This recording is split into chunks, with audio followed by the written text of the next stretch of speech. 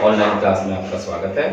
आज 9th class का हम चैप्टर नंबर 1 की सेकंड एक्सरसाइज कर रहे हैं। एक्सरसाइज है हमारी 1.2। पिछली वीडियो में इसकी 1.1 एक्सरसाइज मैंने आपको करा दी है और बेसिक कॉन्सेप्ट भी करा दिया है। आई होप आपने वो देख ली होगी। अगर नहीं देखे तो आप उसे देख लें। चलते हैं हम 1.2 एक्सरसाइज के फर्स्ट क्वेश्चन पे। ये कह रहा है नीचे दिए गए कथन सत्य हैं या असत्य हैं, कारण के साथ अपने उत्तर को दीजिए। पहला है प्रत्येक अपरिमेय संख्या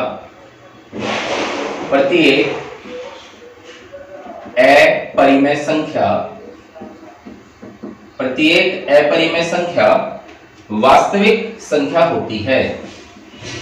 वास्तविक संख्या होती है। याद कीजिए, मैंने इसका जो बेसिक कॉन्सेप्ट कराया था तो आपको मैंने सारी जो मेन बातें हैं वो बता दी थी। और आपको मैंने ये कहा था कि जो नंबर सिस्टम के अंदर सारी चीजें आ जाती हैं, उसके अंदर मैंने आपको परिमेय, अपरिमेय, वास्तविक संख्या यानी कि रियल नंबर सब बताया था। तो मैंने आपको बताया था जो रियल नंबर होता है, रियल नंबर यानी कि जो वास्तविक संख्या होती है, इस वास्तविक संख्या में दो चीजें आती हैं। क्या क्या आता है? एक तो आता है रेशनल नंबर यानी कि परिमेय संख्या, और एक आता है इर्रेशनल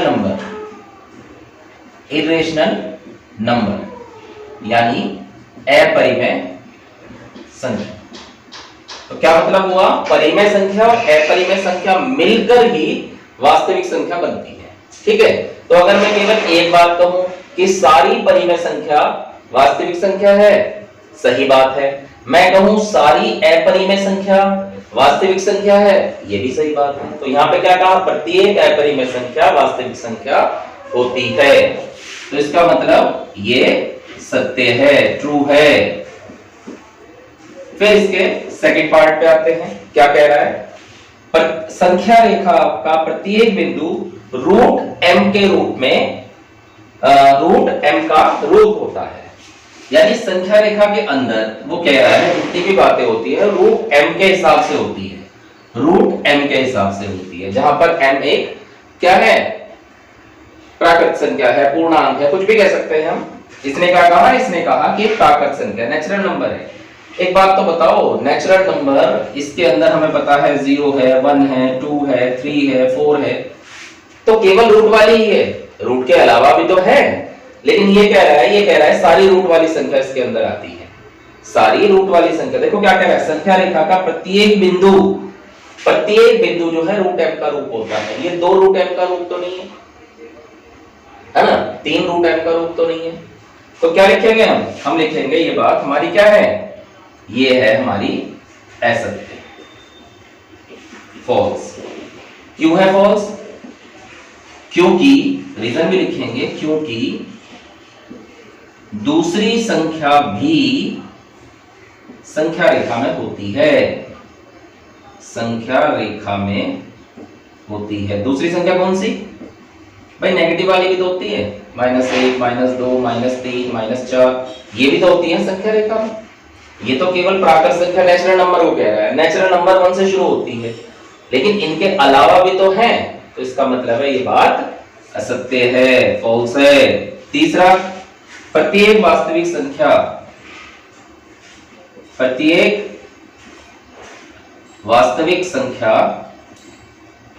अपरिमेय संख्या है। अब देखो यहां पे बात इसका उल्टा है।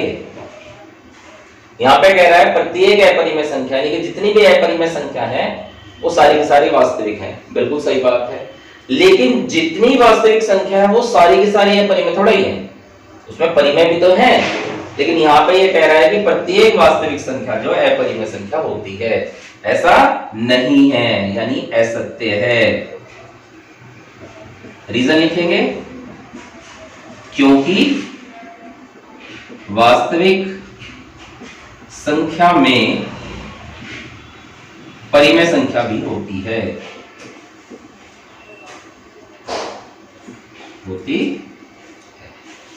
क्लियर? चलते हैं आगे। हमारे पास इसके बाद चलते हैं हम सेकंड क्वेश्चन पे। सेकंड क्वेश्चन कह रहा है क्या सभी धनात्मक पूर्णांकों के वर्गमूल अपरिमेय होते हैं? क्या सभी धनात्मक पूर्णांकों के वर्गमूल अपरिमेय होते हैं? जैसे मान लो हमारे पास 2 है, 2 का रूट ये अपरिमेय है, ठीक है।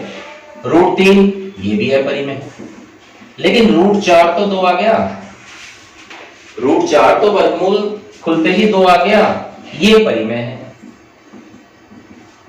तो बुक वाले ने हमसे पूछा है क्या सभी धनात्मक पूर्णांकों के वर्गमूल अपरिमेय हैं? हम लिखेंगे नहीं, ऐसा नहीं है। रीजन, क्योंकि देखो ये 2 तो अपरिमेय, लेकिन तीसरे का रूट लेते ही, √4 का रूट लेते ही वो 2 आ जा रहा है, जो कि परिमेय संख्या है। चलते हैं हम क्वेश्चन नंबर 3 पे। ये कह रहा है दिखाइए कि संख्या रेखा पर √5 को किस प्रकार निरूपित किया जाता है। √5 को संख्या रेखा में निरूपित करना है, ठीक है। इसके लिए आपको एक समकोण त्रिभुज बनाना है पाइथागोरस थ्योरम के हिसाब से। अब हमें अपनी तरफ से, ये प्रैक्टिस के ऊपर है, एक फार्मूला इसमें होता है हमारा, पढ़ा होगा आपने, कर्ण का वर्ग बराबर लंब का वर्ग प्लस आधार का वर्ग। कर्ण कौन सा होता है? सबसे लंबी भुजा, यानी कि समकोण त्रिभुज के सामने वाला ये कर्ण होता है। जो खड़ी भुजा है ये लंब होता है, और ये आपका आधार होता है। तो ये क्या कह रहा है? ये कह रहा है कि हमें संख्या रेखा में √5 दिखाना है। उसके लिए हमें इसकी हेल्प लेनी पड़ेगी, ये वाला फार्मूला है, ठीक है। अब देखो क्या करा हमने, ये 2 लिया और ये 1 लिया। ये आपको प्रैक्टिस से देखना है, प्रैक्टिस करेंगे तब √5 कैसे निकलेगा आपको पता लगेगा। हमने आधार तो ले लिया 2, लंब ले लिया 1, कर्ण निकालना है। तो कर्ण का वर्ग बराबर हो गया 2 का वर्ग प्लस 1 का वर्ग। 2 का वर्ग हो गया 4, 1 का वर्ग 1 हो गया 5, यानी कर्ण आ गया हमारा √5, ठीक है। ये तो हमने निकाल लिया, लेकिन इसे संख्या रेखा पर कैसे दिखाएंगे तो समझ लेते हैं। करना क्या है, आपको एक नंबर लाइन खींचनी है। ये 0 है, 1, 2, ऐसे। भाई नीचे का 2 है ना, तो हमने इस तरह से एक नंबर लाइन ड्रॉ कर ली और इसके ऊपर एक समकोण त्रिभुज बना लिया, 90 डिग्री का कोण बना लिया। ध्यान से समझें, सबसे पहले हमने एक संख्या रेखा खींच ली, इसमें 0, 1, 2 इस तरह से, ठीक है। फिर इसके बाद हमने क्या करा, इस 2 पे 90 डिग्री का कोण बनाया, और ये जो लंब है ये 1 था, यहां से हमने 1 सेंटीमीटर पे कट लगा दिया, ठीक, और इसे मिला दिया। अब देखो ये वाला चित्र ऐसे ही बन गया। देखो नीचे 2 है, नीचे 2 है, ये 1 है, तो इसका मतलब ये वाला हिस्सा जो है हमारा √5 हो गया, है ना। अब √5 तो कर्ण आया, लेकिन हमें संख्या रेखा में दिखाना है, तो कैसे दिखाएंगे? देखो प्रकार की नोक यहां रखेंगे और इतनी दूरी लगाएंगे। प्रकार की नोक यहां रख के इतना गैप खोलेंगे और इस तरह से एक चाप लगा देंगे ऐसे। दोबारा समझ लो, प्रकार की नोक हमने यहां रखी, किस पे? यहां पर प्रकार की नोक रखकर, और एक इस तरह से चाप लगा दोगे, इतनी दूरी लेकर, √5 तक की दूरी लेकर एक चाप लगा दो। यहां हमने प्रकार की नोक रखी थी और यहां वो चाप लगा, यानी ये वाली जो लाइन है यहां से यहां तक थी, ये होगी हमारी √5। इसे आप a मान लो और इसे b मान लो, तो a b की दूरी जो हो गई वो √5 हो गई। AB बराबर √5। इस तरह से संख्या रेखा में हम इनको दिखाते हैं। क्लियर? आई होप समझ में आ गया होगा। इस तरह से आप बहुत सारे क्वेश्चन कर सकते हैं। एक क्वेश्चन में और आपको थोड़ा यहाँ ऑरली वैसे ही बता दूं।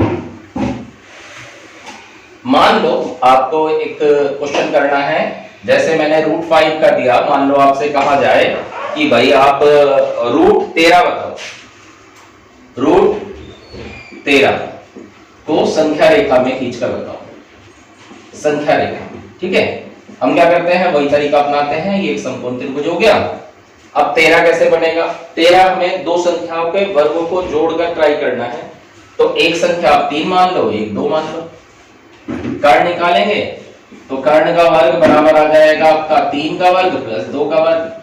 3 का वर्ग 9, 2 का वर्ग 4, 9 और 4 13, यानी कर्ण आ गया हमारा √13। ठीक है, यहां तक दिखा दिया।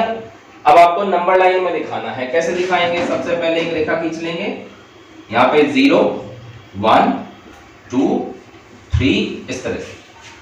नीचे क्योंकि 3 है, आपने 3 तक की लाइन खींच ली। फिर इसके ऊपर आपने ऐसे एक समकोण त्रिभुज बना लिया 90 डिग्री का, और यहाँ पे आपने 2 सेंटीमीटर की दूरी पर एक कट लगा दिया और इसे मिला दिया।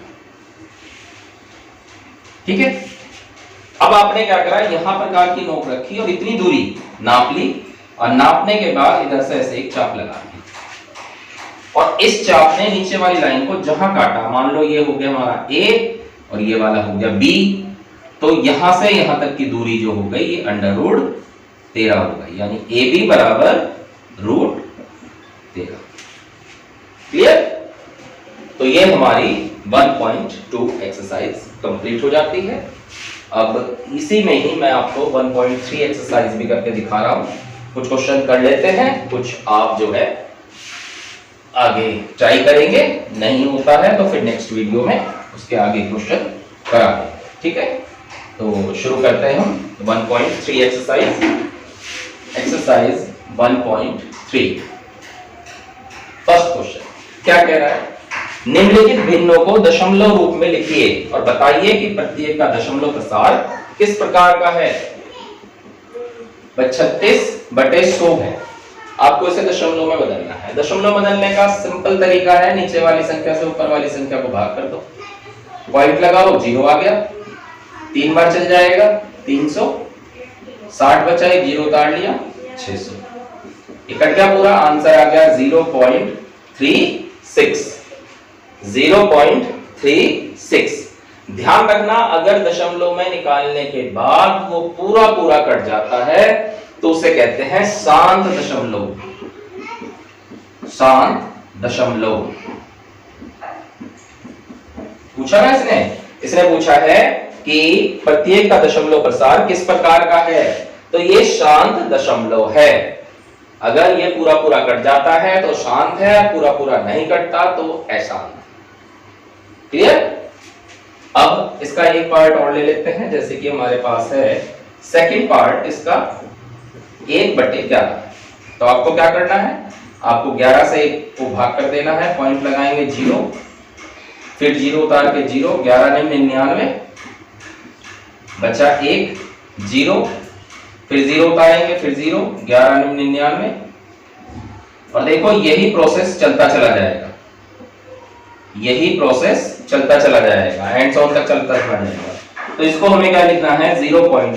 ये डिजिट रिपीट हो रही है, देखो 0.90, फिर 90, फिर 90, तो हम इसको इस तरह से लिखते हैं 09 के ऊपर बार, ऐसे 09 के ऊपर बार, और इसको हम लिखते हैं अशांत आवर्ती। अशांत आवर्ती। अशांत आवर्ती का मतलब होता है, एक तो ये अशांत है क्योंकि कंप्लीट हो नहीं रहा है, और उसके बाद आवर्ती। अशांत यहां लिख देता हूं मैं, अतः यह दशमलव प्रसार अशांत आवर्ती है। ठीक है, अगर पूरा पूरा कट जाए तो शांत दशमलव है, यानी शांत है, और अगर पूरा पूरा नहीं कटता तो अशांत है, लेकिन अगर वो रिपीट हो रहा है तो उसे लिखते हैं अशांत आवर्ती। क्लियर? तो ये आप कैलकुलेशन कर लेंगे, सोल्व कर लेंगे, ये सारे क्वेश्चन लगभग ऐसे ही हैं, आपके हो जाएंगे। फिर चलते हैं हम नेक्स्ट क्वेश्चन पे। अगला क्वेश्चन थर्ड क्वेश्चन है हमारा, सॉरी सेकंड क्वेश्चन है।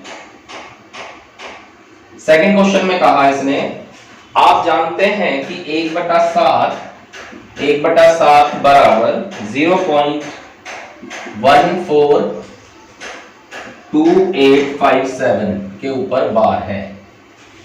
वास्तव में लंबा भाग दिए बिना क्या आप बता सकते हैं कि 2/7 3/7 ये कैसे कैसे आएगा?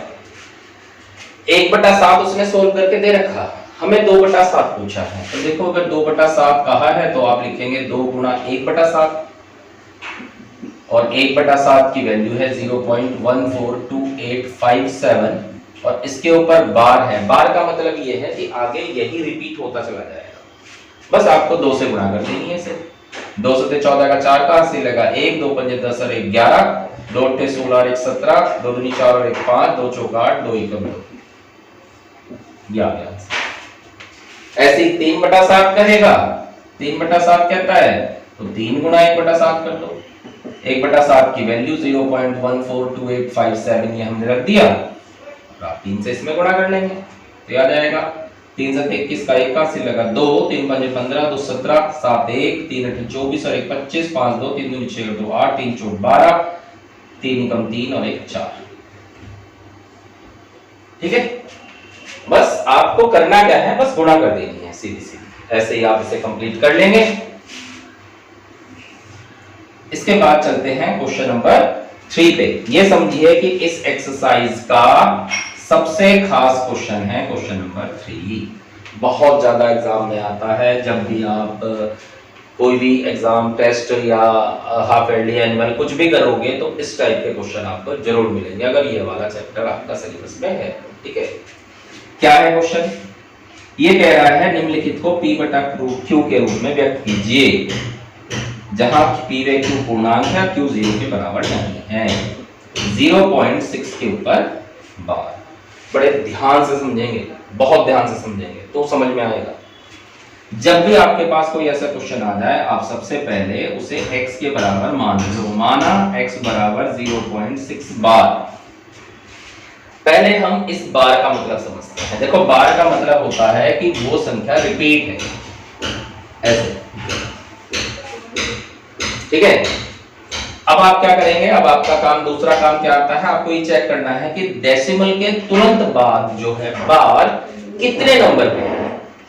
अगर 1 नंबर पे है तो 10 से मल्टीप्लाई करेंगे, 2 नंबर पे बार है तो 100 से करेंगे, 3 नंबर पे बार है तो 1000 से करेंगे। फिलहाल यहाँ 1 नंबर के ऊपर बार है तो लिखेंगे दोनों और 10 से गुणा करने करते हैं जी 10 से गुणा। ये 10x बराबर, जब मैं से 10 से गुणा करूंगा, यहां आ जाओ, यहां समझ लो, जब मैं से 10 से गुणा करूंगा ये डेसिमल एक स्टेप आगे चला जाएगा, यानी ये आ गया स्थिति। तो इसका मतलब ये तो अब भी वही है ना, 6 6 6 6 6 बार बार। तो क्या मैं इसे 6.6 के ऊपर ऐसे बार लगा सकता हूँ? भाई बिल्कुल लगा सकता हूँ, क्योंकि 6 के 0.6 के ऊपर बार का ये मतलब होता है। यही वाली बात यहाँ है, तो ये भी ऐसे ही हो गया, यानी ये हो जाएगा हमारा 6.6 बार। ये समीकरण नंबर 1 है, ये समीकरण नंबर 2 है। दोबारा समझा रहा हूँ, ध्यान से समझो। x बराबर 0.6 के ऊपर बार लगा हुआ है, हमने देखा 1 नंबर के ऊपर बार है, तो हमने 10 से दोनों ओर गुणा कर दिया। 10 से गुणा करेंगे 10x आएगा, इसे 10 से गुणा करते ही 6 इधर आ जाएगा, 1 उधर ऑटोमेटिकली रहेगा ही। अब समीकरण 2 में से 1 को घटा दीजिए, तो इसे मैं रब कर देता हूं।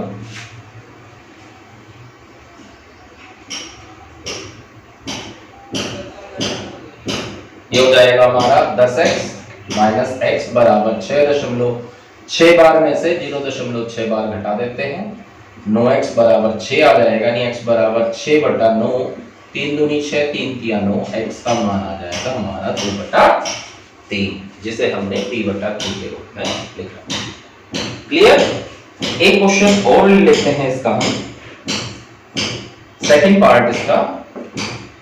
x बराबर 0.47 बार माना। अब देखो यहाँ पे एक ट्विस्ट आ गया, थोड़ा सा चेंज हो गया क्वेश्चन।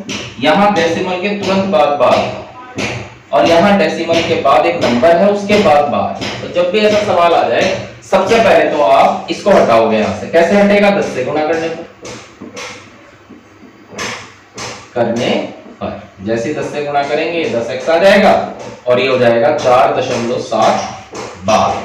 क्योंकि 4 पे बार नहीं था तो 4 तो सीधा सीधा पहले आ जाएगा, वो बार आ जाएगा। अब समझिए ये वाला स्टेप, यहाँ स्टेप कैसा है कि दशमलव के तुरंत बाद बार वाला नंबर है, इसे कहोगे आप समीकरण नंबर 1। अब बार को देखिए, बार कितने अंकों के, 1 अंक के ऊपर है, तो पुनः 10 से गुणा करो। भाई पहली वाली 10 से गुणा क्यों करी थी हमने, पहली वाली करी थी क्योंकि 4 हटाना था, हटा दिया। अब सवाल बन गया, इसे जब 10 से गुणा करते हैं ये हो जाएगा आपका 100x बराबर 7, इधर आ जाएगा तो 47.7 बार आ जाएगा। ये कहां से आएगा भाई, 7 7 7 7 बहुत सारे हैं, एक साथ इधर आ जाएगा तो उधर भी 7 ही रह जाएगा। अब समीकरण 2 में से एक को घटा दो, 100x माइनस 10x बराबर 47.7 बार माइनस 4.7 बार, याद आएगा 90x बराबर 47 में से 4 घटाओगे 43, यानी x बराबर 43/। क्लियर? तो आई होप आपकी ये समझ में आ गया है, आप इन्हें करके देखें।